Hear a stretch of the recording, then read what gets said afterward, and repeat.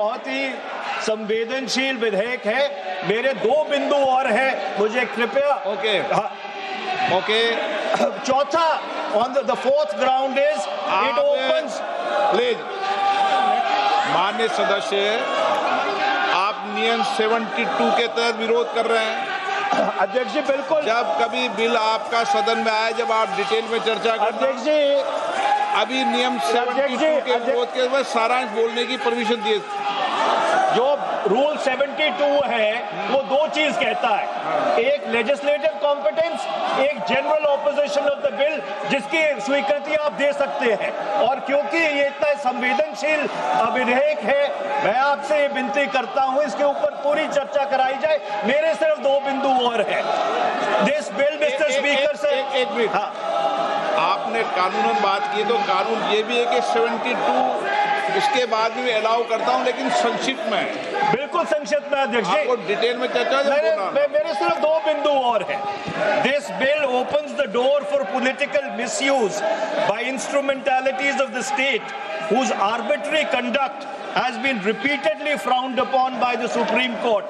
And finally, it throws all existing constitutional safeguards to the winds: collective responsibility, judicial review, no confidence motion, and disqualification and conviction. And this makes this amendment excessive, unnecessary, and unconstitutional.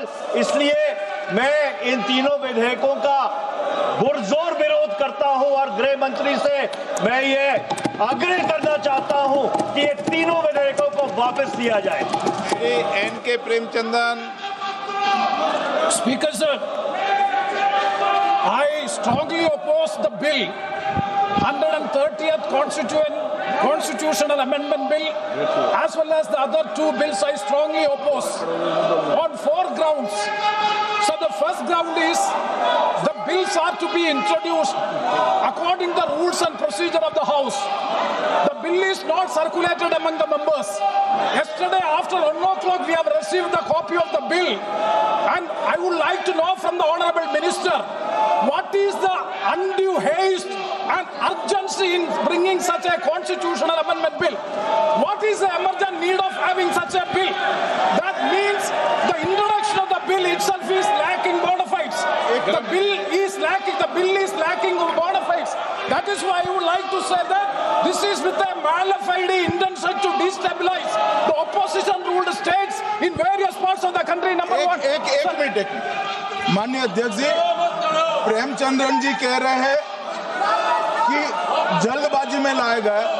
इसका सवाल इसलिए नहीं उठता कि मैं इस bill को संयुक्त समिति को सौंपने की दरखास्त करने वाला हूं। इस पर संयुक्त समिति जो राज्यसभा और लोकसभा पक्ष और विपक्ष सभी सांसदों की बनेगी, जो इस पर विचार करेगी और आपके सामने लेकर आएगी।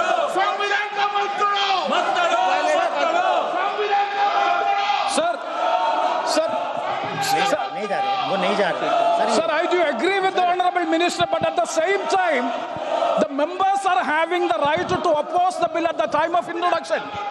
This is the legitimate constitutional right of each and every member to oppose the bill at the time of introduction of the bill. That is being contained in the program, which I am trying to say. And the second one is that disqualification. Shri Venugopal.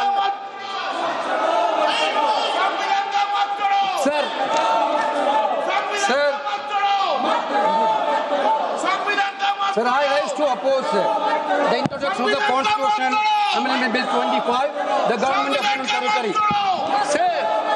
Sir, this bill is to sabotage the federal system of this country. This bill is to sabotage the basic principle of the Constitution of this country. Sir, BJP people are telling this bill is to bring morality in politics. Can I ask a question to the Honourable Home Minister? When he was the Home Minister of Gujarat, he had been arrested, sir. Whether he took the morality of that point of time, गृह मंत्री जी, अब मुझे सुनो जरा, मुझे सुनो, गृह मंत्री जी, मुझे सुनो ना, पहले बैठ जाओ, प्लीज। हाँ, गृह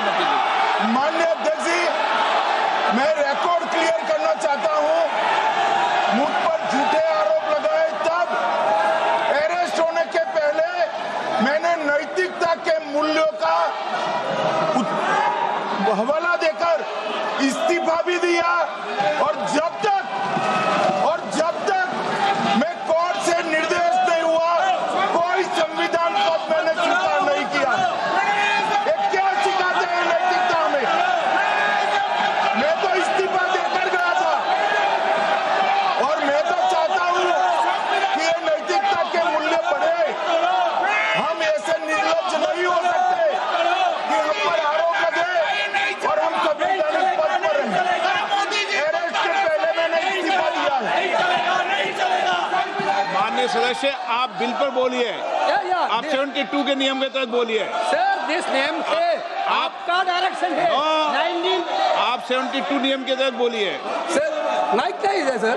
नियम के तहत बोला आप 72। सर, दिस आपका डायरेक्शन है 19A 19B। हाँ है। साफ्तार ऑन कॉल भी है। हाँ। Very clearly telling at least 1 week notice is needed for introduction of bill. Sir, I am telling that this bill is to target the opposition ruling government. This bill is to threaten the people like Nitish Kumar and Chandrababu Naidu. This bill is to blackmail everybody. Sir, out of sir, my point one. आप माननीय सदस्य, आप 9 चलिए। धर्मेंद्र प्रधान जी बोलना चाहते हैं? प्रधान नहीं यादव, आपके मेंबरों को बिठाओ।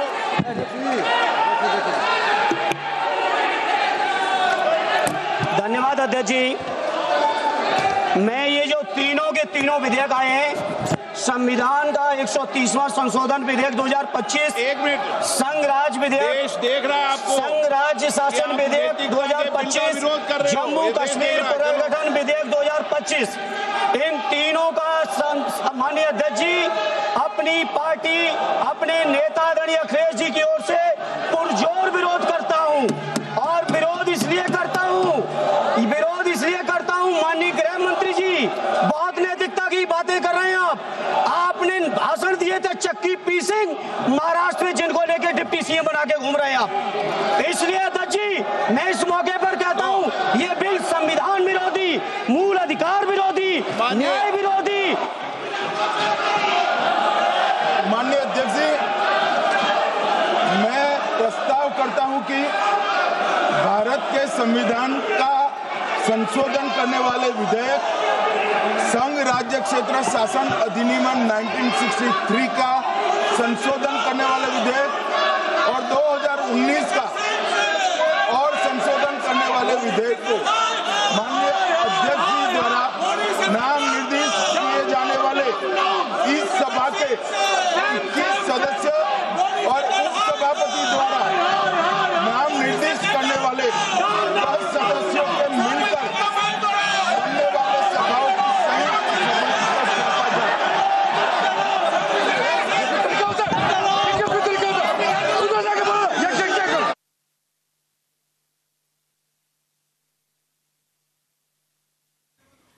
আমরা শুনছিলাম এই মুহূর্তে সংসদে আমরা লোকসভায় আমরা নজর রেখেছিলাম, যেখানে আমরা জানি যে 30 দিন জেলবাসের বাদ মন্ত্রিত্ব সংসদে 130তম সংবিধান সংশোধনী বিল পেশ